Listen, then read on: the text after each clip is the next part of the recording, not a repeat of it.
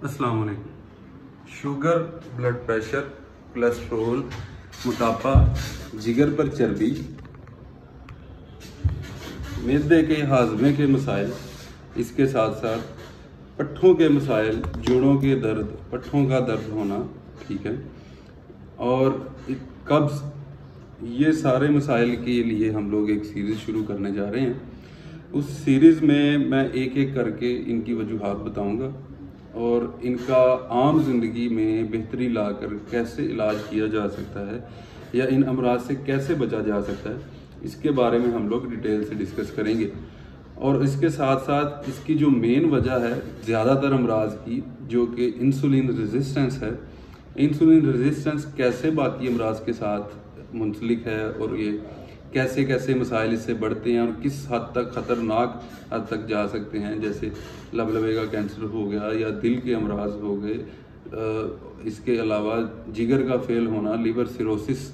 ठीक है, नैश,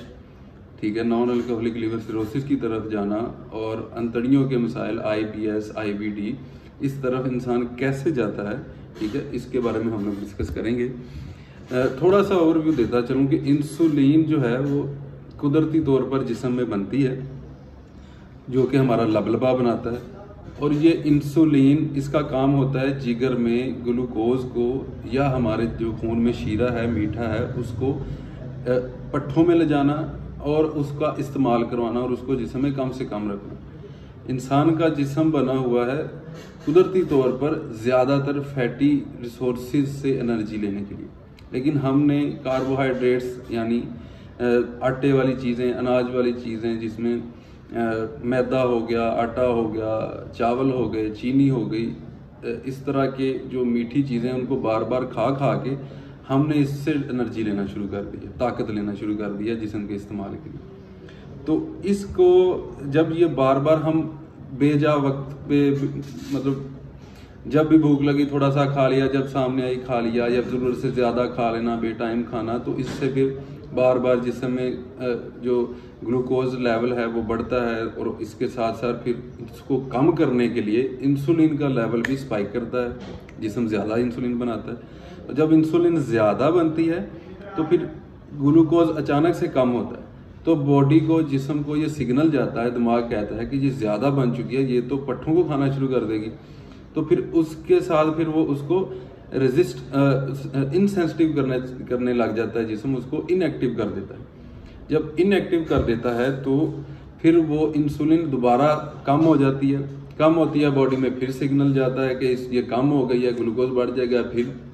ज़्यादा इंसुलिन बनती है, ज़्यादा इंसुलिन बनेगी तो फिर इनएक्टिव होगी, अल्टीमेटली एट द एंड आखिर में शुगर के मसाइल आ जाते हैं।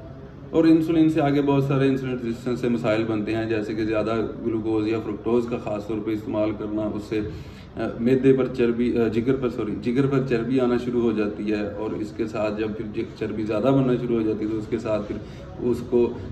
जिस्म कहता है कि उसको हम लोग कवर कैसे करें, तो फिर वो साथ दूसरा सिस्टम शुरू कर देता है जिसमें यूरिक एसिड बनना शुरू हो जाता है। यूरिक एसिड से फिर पट्ठों के मसाइल, दूसरे मसाइल, कोलेस्ट्रोल, चर्बी से फिर कोलेस्ट्रोल नालियों में जमा होना, दिल के अमराज, हाजमे, जब जिगर पर चर्बी हो जाएगी, जिगर का हाजमा अच्छा नहीं, जिगर जो है वो बाकी मसाइल अच्छे नहीं करेगा, मेटाबॉलिज्म अच्छी नहीं होगी, बेजा भूख लगेगी, कभी ज़्यादा कभी कम, फिर तेज़ाब उससे हिसाब से ज़्यादा बनेगा, कभी कच्चा तेज़ाब बनेगा, कभी ज़्यादा तेज़ाब बनेगा, उससे फिर पेट में गैस रहना, हाजमे के मसाइल का, ये सब चीज़ें हम लोग डिटेल से डिस्कस करेंगे इंशाल्लाह। ग़िज़ाई अमराज का इलाज ग़िज़ा में है, मैं हमेशा यही कहता हूँ और इंशाल्लाह ये मैं सब लोगों तक पहुँचाऊँगा। इसमें हमें ग़िज़ा को कैसे कंट्रोल करना है, खाने का तरीका क्या होना चाहिए, क्या अच्छा है और किस वक्त अच्छा है, ये सब चीज़ें बुरी नहीं हैं, लेकिन इनका बेजा इस्तेमाल और गैर ज़रूरी इस्तेमाल बुरा है। इसके बारे में इंशाल्लाह सब कुछ डिस्कस करेंगे। दुआ में याद रखिएगा। अस्सलाम वालेकुम।